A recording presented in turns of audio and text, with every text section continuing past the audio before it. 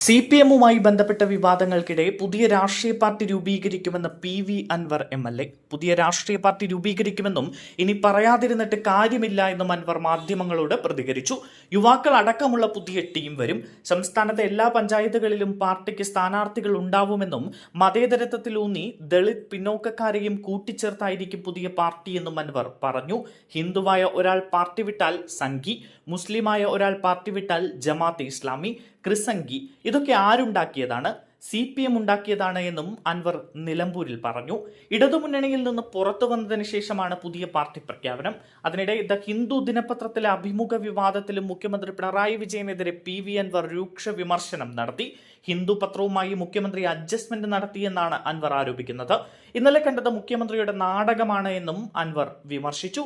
അഭിമുഖത്തിന് പിന്നിൽ ഗൂഢാലോചനയുണ്ട്. മുഖ്യമന്ത്രിക്ക് PR ഏജൻസി ഇല്ല എന്നാണ് ആദ്യം പറഞ്ഞത്.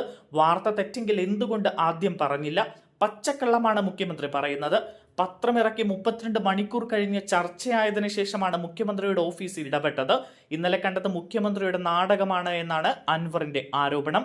കരിപ്പൂർ എന്ന വാക്കും കോഴിക്കോട് എയർപോർട്ട് എന്ന വാക്കും ആദ്യമായി മുഖ്യമന്ത്രിയിൽ നിന്ന് കേട്ടു.